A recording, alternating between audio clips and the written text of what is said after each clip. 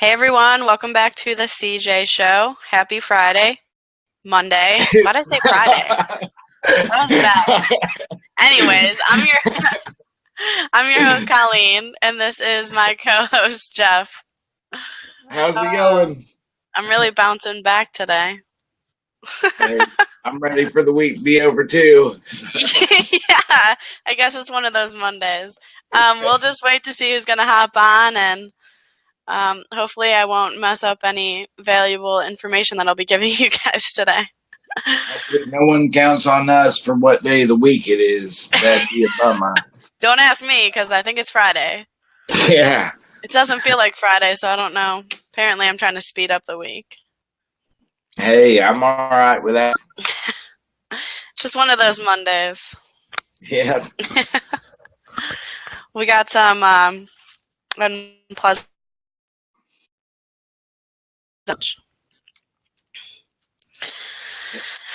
All right, we'll just see. We'll give it another 20 seconds or so. See who's gonna jump on, and then we'll get started talking about. Yes, it's gonna be a part 2. We will continue what we were talking about. We only covered one step, but we're actually just going to go over that again, just so, if you didn't actually end up watching our Friday episode yet, that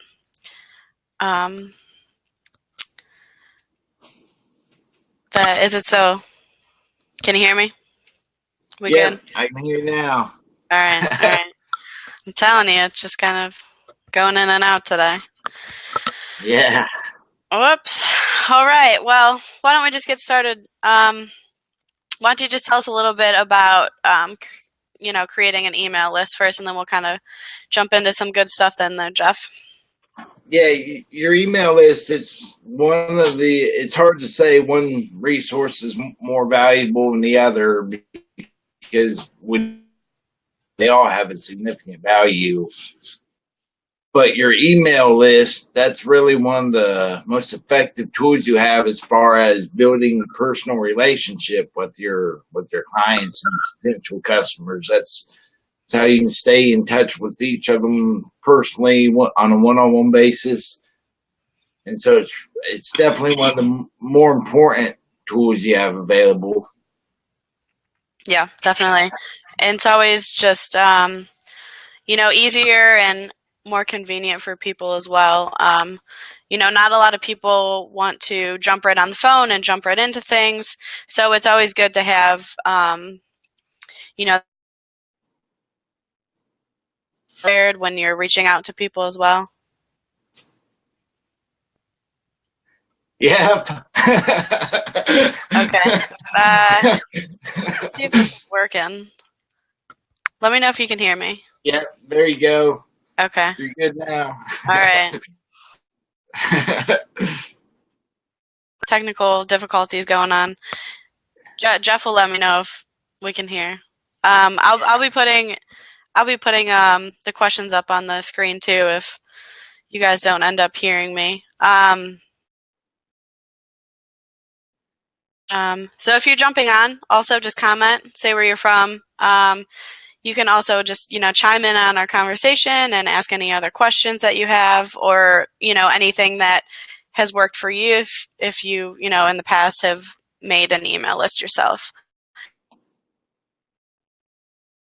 What would be what is your goal to get as many, email addresses as possible? Well, that's where a lot of people, yes, you want to be sending out emails to as many people as you can, but you also got to keep in mind the intent of the people you're reaching out to. If you say you've got a list of 1,000 email addresses, but in all honesty, only 100 of them are interested in your service, really you're wasting a lot of time. I would much rather have an email list with only 500 people, that all 500 people were interested in using the service or product that I have, than having a huge list that people really weren't even taking time to open and read the emails when they hit their inbox. Yeah. Or even somebody that, somebody that is using maybe a product or a service that is related to yours would also just be a good lead, because obviously you have something that you think is better that you can provide for them. So and you want to have your email list kind of categorized, because there's so many people you can reach, like your customer you've had for a while that you just want to keep up to date with any new product or service or special offers. Then you have your hot leads, who you know you're going to reach these people and they're more likely going to act right away. Yeah. Then you also have your cold leads, to where no, they're not going to do anything today, but there's a good chance within the next week, 2 weeks, that they're going to end up jumping on board. So there's a lot of people you can reach through your email list. Yeah, that's a good point, because you have to be also, customizing those emails as well to whatever category they're in. If they're cold leads, keep it very casual at first, and but you don't want to look spammy. That's the number one thing. You don't want to look like you're spamming them. Yeah, exactly, and that's where, like, Business Marketing Engine, we provide an email software, because you're going to have different email sequences. You want different emails going out to different people. And by having the software we make available, it just makes it's very simple to organize everything, get it structured, what emails are going out to which responses and which actions taken on the viewer. And like you said, if you're not organized with it, you can be sending the wrong email to the wrong people, which is not going to end up looking very professional at all. Yeah, definitely. And then you also said, you kind of want to, or maybe I mentioned that, when you're looking at people that have also used a similar product, or they've used, a service that you provide, or maybe they're using somebody else's service right now. So what kind of evidence can you provide to them to kind of say, like, hey, I think I would be a better service than what you're using? Well, for starters, in the last show we talked about going over finding out exactly who you are and who your company is and what you're offering. This isn't something, of course, you know what you're doing, you know what your mission statement is, but when you're just gunning it off the top of your head, you're not providing this thorough information. So take some time, sit down and write the answers out, figure out exactly who you are. That way you can interact with the potential customers. For starters, I would send an email asking them specifically, hey, what is it about the service you're using that you like? Mm-hmm. Give yourself an opportunity to answer their questions. And give yourself the chance to give them exactly what it is they want. And the way you're going to do that is ask them, hey, why do you like the company you're using? What do you wish they would do better? What would you change if you could change something? And then you have something to base off of what information you're going to provide to them in the next email. Mm-hmm. And you can bring up differences in price, where even if your price is a little higher, you can explain to them why. Hey, you know what? Yeah, you might pay a little bit more with us, but that one thing you said you wish you could change, we handle that. We do that differently than they do, so it's worth the money. It's worth the extra investment you're going to spend with us. Yeah, and I always get that a lot when I'm talking to people, cold leads necessarily. That I always ask, have you used a service like this before? And sometimes they'll say no, but other times they'll be saying yes, and I'm like, okay, well, why? What is something that? Because clearly, if they're not using it now, I always ask, what don't you like? What didn't work out with their service, and kind of use their disadvantage to our advantage, but in a tasteful way. You don't want to be like, okay, well, clearly we our quality is better. We hire all U.S. based writers. Like we don't hire overseas, something along those lines. So you want to use that and present that in a tasteful way. Yeah, that, and also, Not make sure negatively. and you can also, use links to your site in your emails. Send them a link to a page of testimonials or comments your customers have made about how great it is working with you. You want to make sure that you're providing evidence for everything that you tell them. Yep. Or even the sample pages. That's a question I get a lot too. Hey, can I see some samples? Like, well, hey, look, right on our right on our website we have that and broken up in categories, and you can look at the format, the style, how it's written. Yeah, and also with Copywriter Day, Gabe's great about, not everybody has time to sit down and read everything. It is what it is. And Gabe's really good about, if you go to our FAQ page, there's just short video after video after video explaining, answering every question someone might have. So Yeah. it's also always another option to make things a little shorter for the person to keep their attention, keep their on you and exactly what it is you have to offer them. Yeah, definitely. So what is something that you should kind of keep in mind when you're looking for new names to add to your list then? If I was gonna spend some time trying to increase my list, the first thing I would do is I'd look at the list I already have, and I'd try to figure out, okay, all these people, what do they have in similar? What's their common bond? Mm-hmm. That gives me something to look for when I'm reaching out to new people. I want to find other businesses and other individuals that have the same common bond with the people that are interacting the most with the emails I'm already sending. Then you can break it down to like their main business goal and project, all the way down to smaller issues that might not seem as irrelevant. But normally, if you can find just a couple things in a common ground with a couple of the majority of your people, it gives you something to look forward and to use to your advantage in the future. Yeah, that's definitely a good point. Just to make an example, a little closer to home for us. With Copywriter Today, with the email list, I look, to see if they're an agency, because then what we can provide is we have agency prices.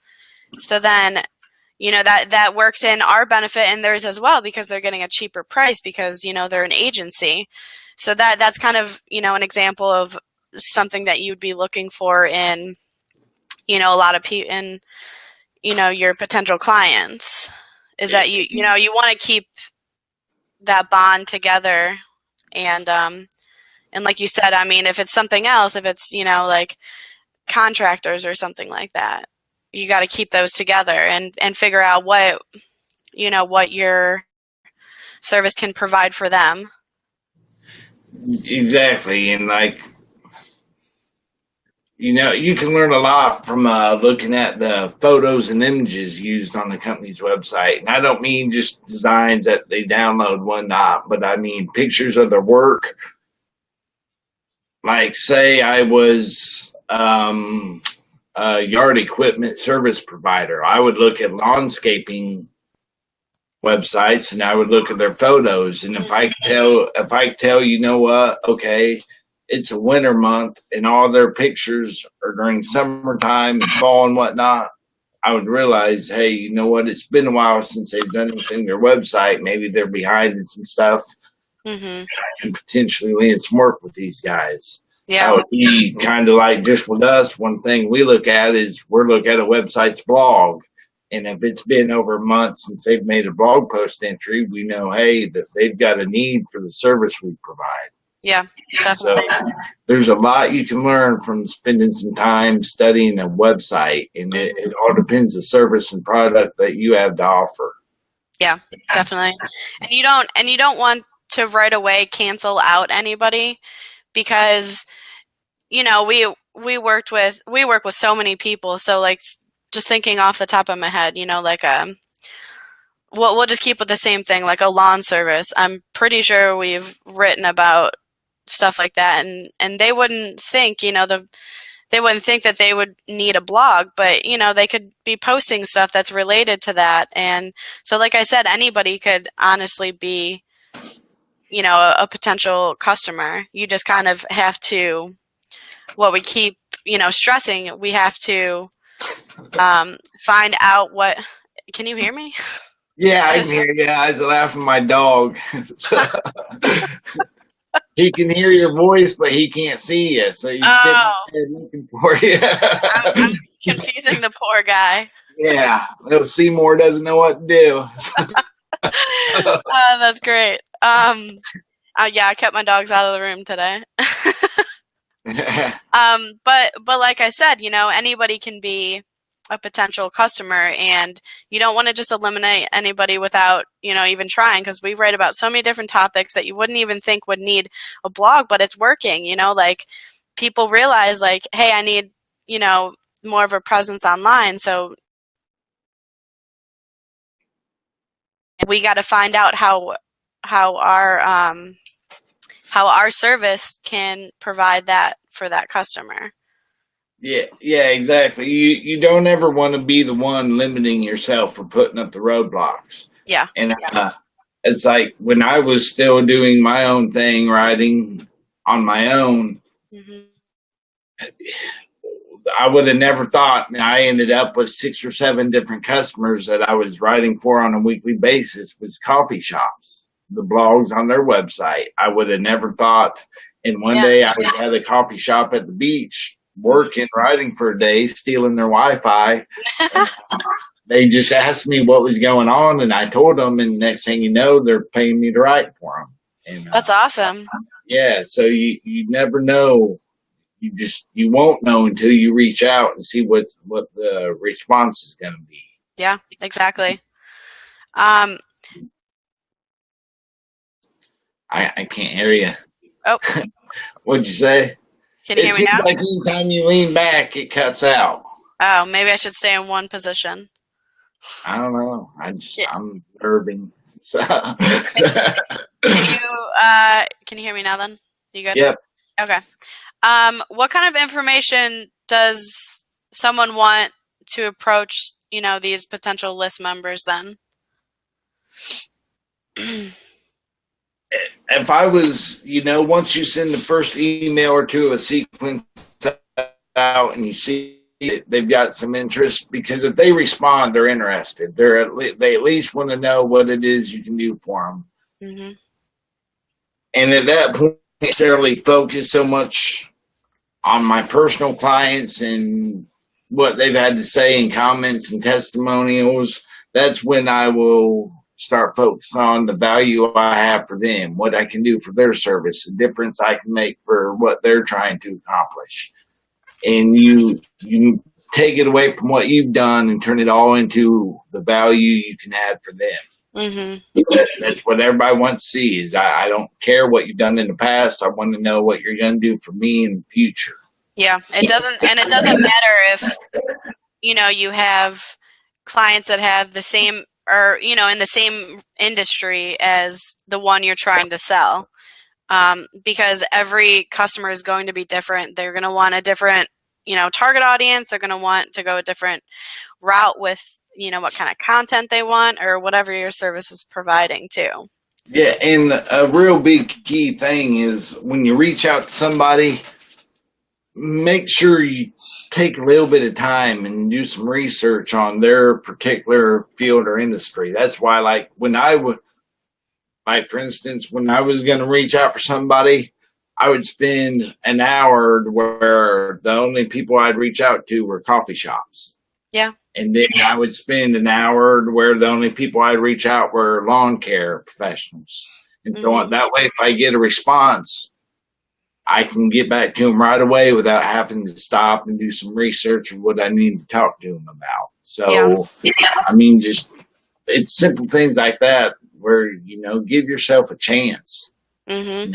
If you get somebody interested, then you got to spend the rest of the day doing research before you can respond to find out how you can best serve them. By then, they've already lost interest. Stuff's already happened at work. The last thing they care about is writing and content. Yeah, exactly. Yeah, research is a big deal because you don't want to waste your time and also waste theirs. You want it to be convenient. You want it to be, you want to answer them in a time effective, time Immediately. block. Yeah, Yeah. exactly. As soon as you can, because Yeah. by you reaching out to them, it puts that in their head, like, oh, maybe I do, need content for my website. If you're taking too long, chances are they already know what you're reaching out for, so they might be looking into something else then. Yeah, and you want to have it personal, but it always, like, I've got a folder on my computer that I can access that has all these email forms already written out, to where all I gotta do is change a couple different sentences, and within a matter of 2 minutes, I've got an email that was intended to send to coffee shops, ready to go to a dog grooming place. Yeah. So, We love talking about dogs. yeah. So I mean, just make sure you're prepared, and by taking the time and investing in the software, you can solve a lot of this for you, to where the emails will actually go out with no effort on your part whatsoever as soon as you get it. Because normally, as someone takes time to sit and send you an email to respond, you've got their attention for a couple minutes. Yeah. I mean, they're going to be right there. No, it's not a text message, but they're looking to hear back from you pretty quick, sooner rather than later. Yeah, I mean, chances are they're not going to send that email out and then close their computer or step away. They're going to see if, they'll give you a few minutes and see if you're going to be contacting them back. So, responding back in a time efficient manner is definitely important when you're talking about emails. Yep. Yep. So, all right. Is there anything else that you have to add then, Jeff? Can you actually hear me? Yeah, I can hear you. Thank you. So if anybody's watching this later, you can comment, ask any other questions that you have and we can get back to you, or just say hi, tell us where you're from, because this is, your entry into what we'll be giving away this week, but we won't be announcing that until Wednesday. So catch us on our Wednesday show at 11 a.m. Eastern time, and then we'll probably be talking about what we're going to be giving away that day too. So you'll definitely want to hop on to that, because it's something that, our customers generally pay for. So if you're hopping on and then you get entered into our drawing, you could potentially win that thing for free. Anything else? We kind of touched on everything? Probably the only thing I would add is, if you're doing this, if you're new to an email list and what we're talking about, just know up front. I would say, especially when you're new at it, probably not even half of the people are even going to respond. And that's okay. It doesn't mean you failed. That doesn't mean you need to quit. That doesn't mean you're doing something wrong. It just means there's a lot of improvements to make along the way. And you don't build an effective email list in a week. No. Sometimes you don't do it in a month. I mean, it takes attention. You got to be willing to study results. And so just don't be discouraged with it. It's going to take some time, but if you make it important, it will provide results. Yep. So, definitely. And I guys watching Field of Dreams this weekend, and if you do it, come. Classic. Classic. Yes. That's a good one, man. That's a good one. Yeah. All right, guys. Well, if nobody has anything else to say, feel free to we can still answer any questions that you have, or let us know if there's any future questions that you have, and we can. That's a wrap. That's a wrap. Can't hear me. See you Wednesday. All right. See you guys.